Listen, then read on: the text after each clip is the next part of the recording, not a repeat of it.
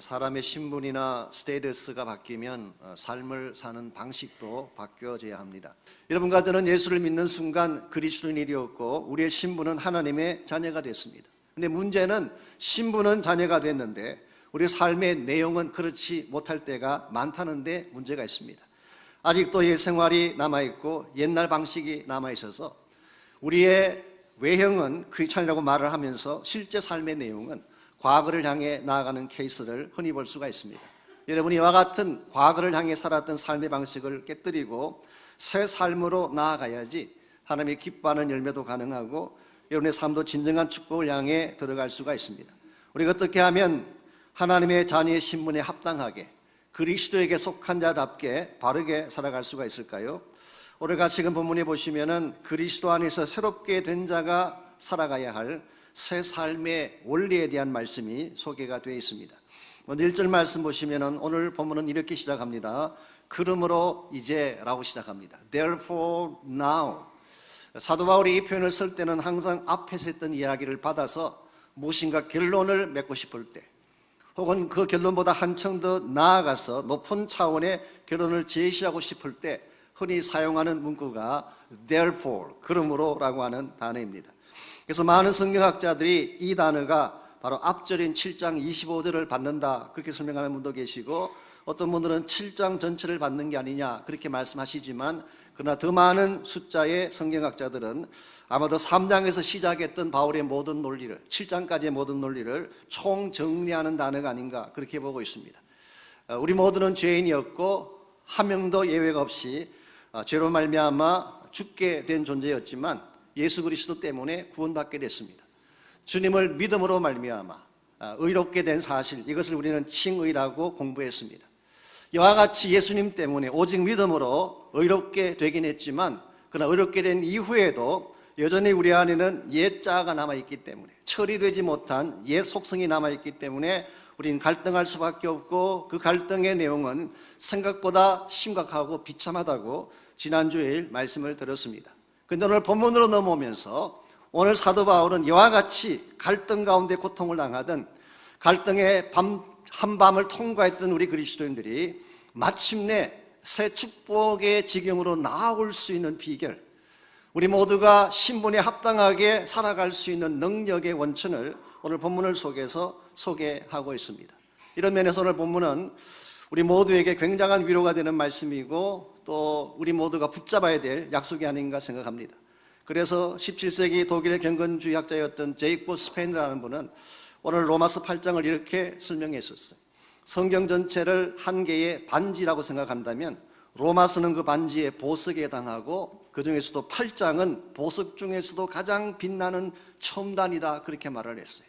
성경에 많은 약속들이 있고 많은 위로의 말씀들이 있지만 오늘 이 본문만큼 우리 삶을 축복되게 만드는, 아름답게 만드는 말씀이 없다는 의미로 그렇게 설명한 것입니다. 그래서 1절 말씀 다시 보시면은 그러므로 이제 그리스도 예수 안에 있는 자에게는 결코 정죄함이 없나니 이는 그리스도 예수 안에 있는 생명의 성령의 법이 죄와 사망의 법에서 너를 해방하였기 때문이라고 했습니다. 여기서 크리스찬 삶은 정죄함이 없는 삶이라고 오늘 성경이 밝힙니다. 여기서 정죄함이 없다는 이 말의 의미는 단순히 죄가 벗겨졌다 그런 의미가 아니라 그보다 조금 더 깊은 의미를 담고 있습니다. 우리가 예수를 믿는 순간 우리의 죄가 벗겨진 건 맞습니다. 그런데 한 걸음 더 나아가서 죄가 가져올 형벌마저도 다 처리되었다는 의미가 There's no condemnation anymore, 더 이상의 정죄함은 없다는 이 표현 속에 담겨져 있습니다. 영어로 표현하면은 guilt 플러스 페널티까지. 흔히 예수 믿으면은 구원받게 되면 죄가 처리된다고까지만 생각을 하지만, 법적으로 우리가 의롭게 됐다 여기까지가 크리스천 삶이라고 생각하는 분이 많이 계시지만, 죄만 처리된 것이 아니라 죄가 가져올 형벌까지도 한꺼번에 다 함께 처리된 사건. 그래서 요한복음에 보게 되면 이와 같은 것이 우리의 구원 사건이기 때문에 우리가 복음을 듣고 예수를 마음에 영접해서 믿게 되면 심판에 이르지 아니하고 사망에서 생명으로 옮겼느니라 그렇게 말씀했어요. 우리는 심판에 이르지 않는 존재가 됐어요. 왜냐하면 예수님께서 십자가를 지심으로 단번에 우리의 모든 죄와 우리가 받을 형벌을 다 담당해 주셨기 때문에, 이런 면에서 예수님의 그 사역은 일시적인 해방을 주시는 사역이 아니라, 혹은 부분적인 차원에서의 용서를 가져오시는 사역이 아니라 컴플레이트한, 완전하면서도 영구적인 해방을 선포하시는 사역, 이건 굉장히 중요하고 여러분과 제가 반드시 붙잡아야 될 소중한 진리 중에 진리라고 할 수 있습니다. 이것을 우리는 흔히 사유의 확신이라고 부르죠. 하나님 용서에 대한 확신을 갖는 것입니다. 우리 인간들도 용서를 하기는 합니다. 사람이 뭘 잘못하면, 실수하면 용서를 하기도 하죠. 그러나 인간의 용서에는 한계가 있어요. 예를 들어 와이프가 용서한다 그렇게 말을 할 때는 어제까지 지은 죄를 말하는 것이지, 그러나 오늘부터 짓는 죄는 아니야, 조심해, 그런 뜻이에요. 와이프가 용서한다 그러면 무조건 좋아할 게 아닙니다. 어제까지를 말하는 것이지 지금부터 짓는 죄는 아니니까 조심해. 심지어 어떤 와이프는 용서했다고 말하고도 나중에 또 수가 틀리면 나옵니다. 아주 역사적인 와이프가 많이 계세요. 히스토릭하는 와이프들. 그러나 하나님은 그렇지가 않습니다. 한 번 용서하셨으면 끝이에요. 한 번 죄를 처리하셨으면 기억조차 아니하시고, 마치 동의서에서 먼 것 같이 죄를 완벽하게 처리해 주시는 하나님. 그럼 오늘 말씀 속에 no condemnation, 더 이상의 정죄함이 없다고 하는 것은 이와 같이 컴플리트하면서도 영원한 차원의 죄 사함을 설명하는 것입니다. 그래서 마틴 로이드 존스라고 하는 목사님은 오늘 이 본문을 설명하면서 이런 말을 했어요. 오늘 현대 그리스도인들이 겪는 대부분의 문제가 여기에 대한 불충분한 이해 때문이다, 그렇게 말했어요. 완전한 사유함에 대한 불충분한 이해 때문에 오늘 불필요한 고통을 겪고 불필요한 근심을 하는 그리스도인들이 많다는 지적을 했습니다. 오늘날 예수를 믿고 구원받았다고 말하는 분들 가운데도 still 죄의식에 시달리는 분들이 계세요. 과거에 지었던 죄가 기억이 나고 악몽 같은 상처들이 지워지지 않아서 고통을 당하는 분들이 많습니다. 예수님은 우리의 과거의 모든 죄를 다 처리해 주셨음에도 내가 나를 용서하지 못하는 경우, 오늘 많은 그리스도인들이 겪고 있는 영적 현실이에요. 어떤 분들은 예수를 믿은 후에도 여전히 불안과 두려움 속에 사는 분들이 계십니다. 혹시 하나님이 구원을 취소하면 어떡할까? 그래서 내가 더 착하게 살아야지, 바르게 살지 않으면 혹시 하나님이 나를 버리지나 아니할까?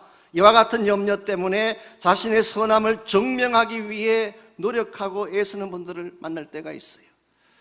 하나님의 일을 할 때도 혹시 내가 버림받을까 두려움 때문에 나의 하나님 앞에 선함을 증명하기 위해서는 분이 헌신하고 선교하고 봉사한다면 이건 굉장히 위험한 것입니다. 이와 같은 헌신에는 기쁨이 없기 때문에, 여러분께서 예배를 드릴 때에 참된 기쁨과 감격이 회복되려면 나의 공로가 아니라 전적으로 하나님이 하신 은혜에 대한 인식이 있어야 돼요. 나에게 주어진 죄사함의 축복이 일시적인 것이 아니라 이터널한 하나님의 선포라는 것을 알아야 돼요. 우리가 왜 예수님을 믿으면서도 근심하고 걱정하고 자기 디펜더를 하려고 자꾸 애를 쓰고 노력하는지 아십니까? 이 구원의 확신 혹은 사유의 확신을 자기 자신에게 두었기 때문이에요. 내가 뭔가 바르게 해야지 하나님이 나를 붙들지 아니할까라고 하는, 그러나 여러분 성경은 그렇게 말하고 있지 않습니다. 구원은 처음부터 내가 행한 일이 아니라 100% 예수 그리스도의 공로 때문이에요. 단번에 십자가에서 죽어주신 주님 때문에 여러분과 제가 구원받았고 죄사함 받았기 때문에 우리는 이 죄 문제에 대해서 우리 스스로가 그 문제를 끌어안고 고민하고 그것 때문에 수락을 행하는 것은 오늘 성경이 말하는 진리와 다른 것입니다. 그래서 오늘 말씀 3절을 보시면은 율법이 육신으로 말미암아 연약하여 할 수 없는 그것을 하나님은 하시나니 곧 죄로 말미암아 자기 아들을 죄 있는 육신의 모양으로 보내어 육신의 죄를 정하사 그랬어요. 여기 죄를 정했다는 표현은 역시 영어에서 condemned 했다. 예수 그리스도의 육신을 입고 오셔서 십자가에 처형당하신 이 사건이 우리 육신에 주어질 모든 죄 문제를 다 폐지시켰다, 그런 뜻이에요. 그러므로 이제 우리는 어떻게 살아야 되느냐? 4절, 육신을 따르지 않고 그 영을 따라 살아야 된다고 말씀하고 있어요. 오늘 여러분과 제가 구원받은 것, 죄사함 받은 것은 예수 그리스도의 보혈 때문입니다. 이와 같이 보혈로 구원받은 여러분과 제가 참 구원받은 자답게 바르게 살아가려면 우리의 힘과 의지가 아니라 성령을 따라 살아가야 한다. 이것을 오늘 본문에서는 성령의 법을 따라 산다고 표현했어요. 2절을 보시면 두 가지 우리 삶을 이끌어가는, 우리 삶을 주도하는 두 가지 법이 나오죠. 하나는 죄와 사망의 법이고 또 하나는 생명의 성령의 법입니다. 죄와 사망의 법, 이것은 물론 여러 가지 많은 다른 해석이 없는 건 아니지만 제 개인적으로 오늘 본문의 컨텍스트를 볼 때 이것은 율법을 의미한다고 보는 것이 옳은 것 같습니다. 율법과 성령의 법, 이것은 유사해 보이고 비슷해 보이지만 굉장한 차이점이 있습니다. 율법은 정죄와 사망을 선고하는 법이에요. 율법은 여러분을 정죄하고 결과적으로 죽게 만드는 법이라고 한다면 성령의 법은 생명의 법이기 때문에 살리는 법이에요. Life giving spirit. 여러분을 살리는 법이 성령의 법입니다. 율법이 문자적인 규율을 말하는 것이라면 성령의 법은 인격적 안내자를 말하는 것입니다. 여러분, 율법이라고 하는 것은 문자적으로 기록되어 있는 문서이고 문자적인 규율이에요. 이것은 기계적인 기능밖에 못하는 것입니다. 기계적인 기능. 그러나 성령님은 살아계시는 인격자이기 때문에 여러분과 저를 인격적으로 진리 가운데로 안내하실 수 있는 분이라 그런 뜻이에요. 오늘 크리스찬 삶 앞에는 이 두 가지 길이 기다리고 있어요. 율법을 따라 살아갈 것이냐, 규율을 따라 살고 레갈리스틱한 웨이를 선택할 것이냐, 아니면 나의 모든 사정을 아시고 내 안에 내주하시면서 내가 가야 될 참된 진리 가운데로 인격적으로 나를 인도하시는 성령을 따라 살 것인가. 오늘 많은 그리스도인들이 예수님 믿은 이후에 아직도 레갈리스틱 웨이로 율법적인 방법으로 살아가는 분들이 많이 계세요. 여러분 가운데는 많지 않으라고 생각합니다만 그러나 생각보다 많이 있어요. 이와 같은 삶의 열매는 항상 답답함이고 자책감이 있고 자기 혼자 살려고 노력을 했기 때문에 상처도 많고 때에 따라서는 신앙이 식어지기도 하고 깨어지기도 하는 것입니다. 그러나 나의 힘이 아니라 나의 노력이 아니라 성령의 능력을 신뢰하고 성령이 이끄시는 대로 따라가는 삶, 이게 오늘 본문이 여러분과 저에게 제시하는 새로운 삶의 원리입니다. 그렇다면 우리가 어떻게 할 때 성령을 따라 사는 삶을 살 수가 있을까요? 오늘 본문을 보시게 되면 우리가 성령을 따라 살게 되면 추구해야 될 세 가지 변화가 필요하다고 오늘 본문이 밝히고 있습니다. 여러분과 제가 진실로 성령 따라 사는 삶을 살아가려면 세 가지 변화가 일어나야 돼요. 제일 첫 번째 변화가 생각의 변화입니다. 내 내면의 생각이 바뀌지 아니하면 성령 따라 바르게 살아갈 수가 없습니다. 5절과 6절 보겠습니다. 육신을 따르는 자는 육신의 일을, 영을 따르는 자는 영의 일을 생각하나니 육신의 생각은 사망이요 영의 생각은 생명과 평안이니라 그랬어요. 우리가 무엇을 따르느냐에 따라서 우리 생각의 중심이 달라진다 그런 뜻입니다. 육신을 따라가게 되면 육신의 생각을 할 수밖에 없어요. 육신을 따른다는 말의 뜻은 육체적 욕구를 따라 사는 것을 말합니다. 내 모든 필요가 육신에서 나오는데 육체가 원하는 것, 육신이 원하는 것, 육체의 욕구와 소욕을 따라서 살게 되면 내 모든 생각이 육체적인 것이 집중할 수밖에 없는 것입니다. 그때에 주어지게 될 결과가 뭐라고 했어요? 사망이라고 했어요. 육신의 생각 가운데 살게 되면 우리는 궁극적으로 우리 영혼이 말라지게 되고 죽게 되어지는 사실. 우리가 물질이 많고 소유가 많은 것이 축복이 아니라 내 마음의 중심에 하나님의 생각이 찾아오는 것이 축복이에요. 영의 생각을 가져야지. 영을 따르는, 성령을 따르는 자가 될 때에 우리 생각의 모든 초점이 하나님을 향하는 것입니다. 하나님의 나라를 생각하고 사랑하고 축복하고 베풀 수 있는 일을 생각하고 어떻게 하면 좀 더 깊이 하나님을 만날 수 있을까? 하나님의 영광을 사모하고 찬양과 예배를 사모하고 무슨 일을 나가든지 하나님을 향한 생각으로 꽉 차 있게 될 때, 그때 우리에게 주어질 축복이 6절 말씀에 하면은 생명과 평안이라고 했어요. Life and peace. 생명과 평안의 축복. 오늘 여러분들께서 건강한 삶을 사시기를 원한다면 보약 잡수시고 사우나 간다고 되는 게 아닙니다. 물론 그것도 필요하긴 할지 모르지만 그건 일시적인 거예요. 정말 건강하고 행복한 삶을 살기를 원한다면 성령으로 가득 찬 삶을 살아야 됩니다. 주의 영이 내 마음을 가득 채우게 되면 그때 비로소 생명이 살아나기 시작하고 내 마음의 걱정, 근심, 어둠이 떠나가고 평화가 찾아오는 것입니다. 이런 면에서 오늘 우리의 마음의 중심이 하나님으로 가득 차게 하는 것, 내 마음의 생각이 하나님을 집중하고 향하게 하는 것은 굉장히 중요한 삶의 원리가 아닐 수 없습니다. 로마서 12장 2절을 보시면 사도 바울은 이와 같은 삶을 강조하면서 이런 말씀하셨어요. 너희는 이 세대를 본받지 말고 오직 마음을 새롭게 함으로 변화를 받아 하나님의 선하시고 기뻐하시고 온전하신 뜻이 무엇인지 분별하도록 하여라.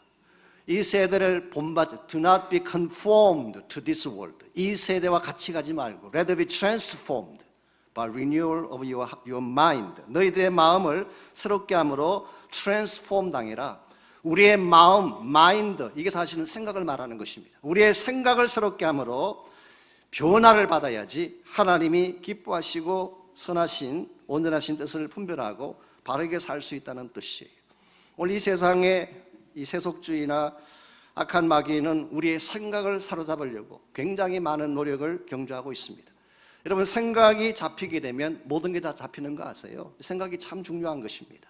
오늘 우리의 생각이 하나님을 향하도록 늘 바르게 초점을 맞춰야 되고, 우리 자녀들, 우리 모든 삶의 그 내용이 우리 생각이 하나님 중심으로 변화되어지게 할 때 우리는 하나님이 기뻐하는 열매가 있는 삶을 이룰 수가 있습니다. 이와 같이 1차적으로는 우리 생각이 변해야 되지만, 두 번째로 삶의 방향이 또한 바뀌어져야 됩니다. 우리 삶의 디렉션이 하나님을 향하지 아니하면 하나님이 기뻐하는 건강한 삶을 이룰 수가 없습니다. 7절과 8절을 계속 봅니다. 육신의 생각은 하나님과 원수가 되나니 이는 하나님의 법에 굴복하지 아니할 뿐 아니라 할 수도 없습니다. 육신에 있는 자는 하나님을 기쁘시게 할 수 없느니라. 육신의 생각은 궁극적으로 삶의 방향을 바꿔놓는데, 어떻게 바꿔놓느냐? 하나님과 원수되게 합니다. 이 against God, 하나님을 대적하게 하고 하나님께 등을 돌리게 하는 것입니다. 그 결과 하나님을 기쁘시게 할 수 없는 삶을 살게 한다고. 그러므로 우리 삶의 디렉션이 하나님을 향하지 않고 하나님과 등을 돌리게 되면 결국은 망하는 삶, 패배하는 삶으로 갈 수밖에 없는 것입니다. 성령을 따라 사는 사람은 이렇게 살지 않습니다. 하나님을 향할 뿐만 아니라 하나님이 기뻐하시는 일을 잘 찾아서 하나님께 영광되는 삶을 향하여 나가는 것입니다. 그때 우리 삶이 극대화되어지고 성공과 축복도 찾아오게 되는 것입니다. 우리가 구약 성경을 공부해 보게 되면, 이스라엘 백성 역사를 공부해 보게 되면 흥망성쇠가 있어요. 업앤다운이 있어요. 국가가 잘 풀릴 때도 있고 국가가 고통 가운데 처하든지 망하는 경우도 있었어요. 자, 이스라엘 민족의 역사의 업앤다운을 결정하는 것이 무엇이었을까요? 환경이었을까요? 적군들의 힘이었을까요? 아니면 정치적인 이슈들이었을까요? 다 아닙니다. 하나님이었어요. 하나님. 하나님을 향할 때 이스라엘은 승리했어요. 하나님을 등질 때 그들이 어떤 위대한 것을 가지고 있어도 패배했어요. 여호수아서나 사사기서를 읽어보십시오. 여리고성을 무너뜨린 것이 누구의 힘이었습니까? 이스라엘 백성이 하나님을 향해 나갔을 때에 그 난공불락의 성이 무너진 것입니다. 가나안 땅에 들어간 이후에 무수히 많은 이방 족속들의 공격이 있었지만 이긴 케이스가 어느 케이스예요? 미디안을 이기고 암몬 족속을 이기고 아모리 족속을 이겼던 때가 언제였어요? 그들이 하나님께로 돌아와서 하나님을 바라보기 시작했을 때에 하나님이 그들에게 승리를 안겨주셨어요. 그러나 그들이 아무리 내적으로 강한 파워를 가지고 있고 군사력을 가지고 있다 할지라도 하나님으로부터 등을 돌리는 순간 민족적 패배와 저주가 찾아왔어요. 그래서 예레미야 2장 13절에 보게 되면, 예레미야 선지자는 아시는 대로 유다 민족의 멸망을 눈앞에 두고 예레미야 선지자를 통해서 유다 민족이 패망할 것을 예고한 말씀이죠. 민족만 망하는 것이 아니라 예루살렘 성이 파괴되어지고 성전까지 불탈 것을 예고한 심각한 메시지가 예레미야서의 내용이었습니다. 2장 13절에서 예레미야는 유다 민족이 망해야 될 근본원인 두 가지를 이렇게 소개했어요. 내 백성이 두 가지 악을 행하였나니 곧 그들이 생수에 거론되는 나를 버린 것과, 이게 하나님을 등진 케이스예요. 하나님을 어게인스트하고 우상을 선택한 케이스를 나를 버렸다고 표현했어요.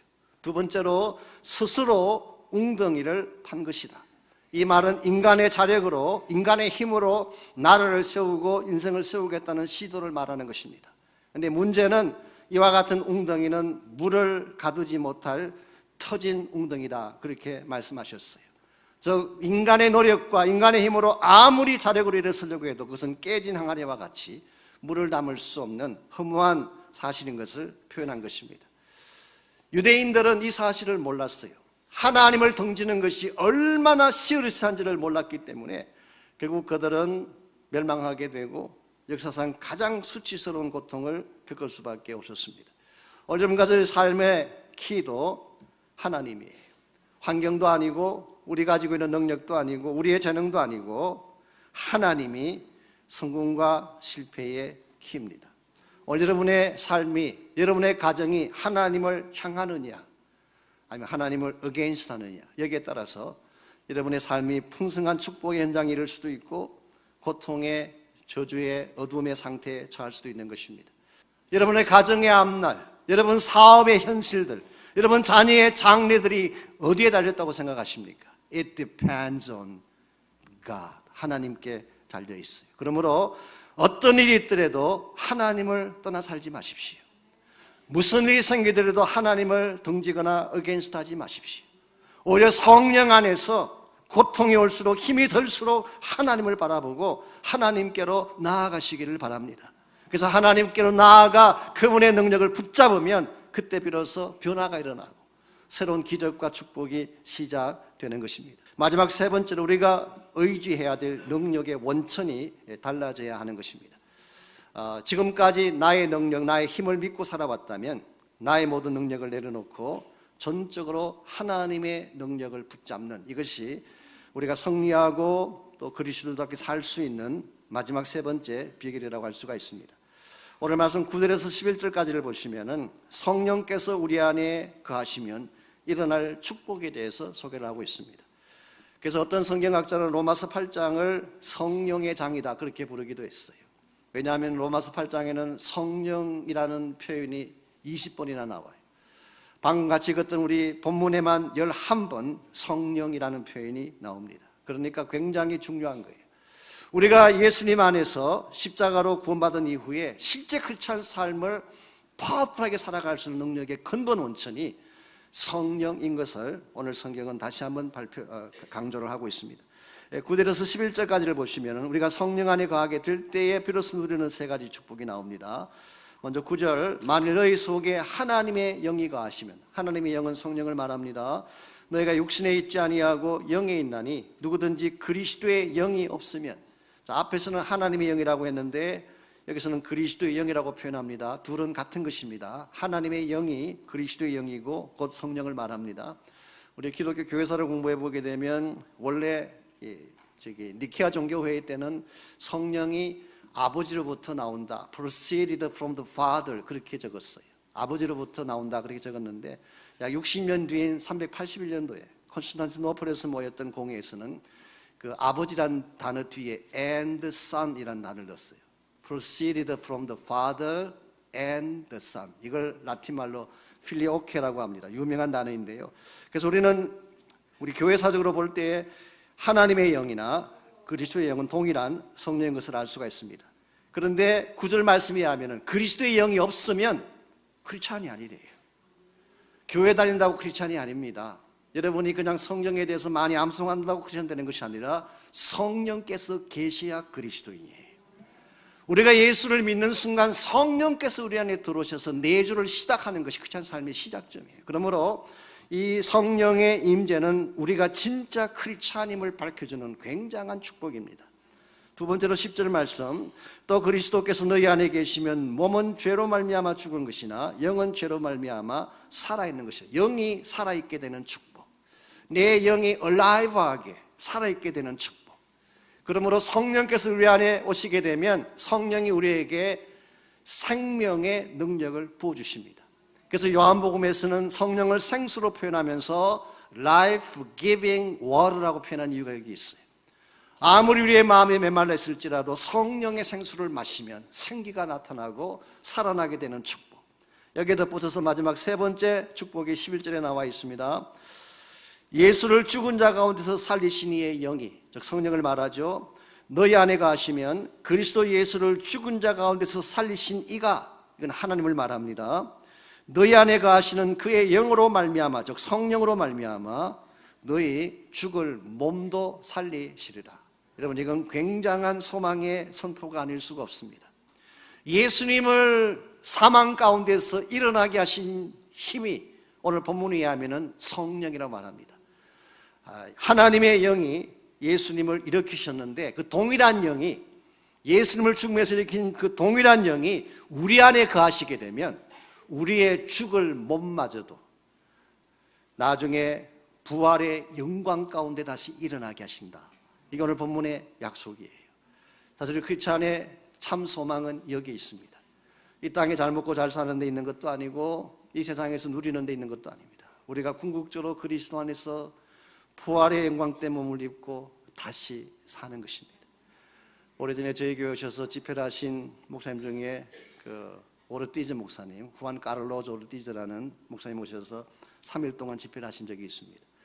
그때 그분이 그런 말씀을 하셨어요. 본인에게는 자녀가 4이 있대요. 근데 그 중에 하나가 일찍 세상을 떠났어요. 그런데도 불구하고 누가 자녀가 몇이냐 물으면 자기는 항상 4이라고 대답한대요. 셋은 지금 이 땅에 있고 또 하나는 저기 계신다고. 여러분, 이와 같은 소망이 우리에게 주어진 특권이에요. 세상은 이런 생각조차 할 수가 없어요. 이 땅이 전부라고 생각하는 사람에게는 이런 희망이 없어요. 그런데 하나님은 성령을 우리에게 주셔서 우리가 이 땅에 살아가는 동안에도 우리에게 생기를 공급하시고 우리로 하여금 모든 어둠과 저주를 이길 수 있는 힘도 주실 뿐만 아니라 나중에 우리 모두가 죽은 이후에 우리의 무덤마저도 빈 무덤이 되게 다시 부활하시게 하시는 능력이 성령 안에 있는 능력이에요. 하나님 이런 놀라운 선물을 우리에게 주셨어요. 여러분과 제가 이 사실을 알고 이것을 누릴 때 우리 삶의 변화가 일어나는 것입니다. 크리스천 라이프는 단순한 이론이 아닙니다. 단순한 문자적인 차원의 닥트린이 아닙니다. 생명의 종교예요. 살아있는 그리스도의 임재를 말하는 것입니다. 오늘 우리 안에 이 성령께서 살아계시고 성령이 내 마음을 주관하시고 성령이 나를 다스리게 되면 그때 우리는 진실로 세상이 감당할 수 없는 위대한 인생이 되고 하나님 안에서 진정한 차원의 회복과 치유를 경험하는 놀라운 삶을 누리게 되는 것입니다.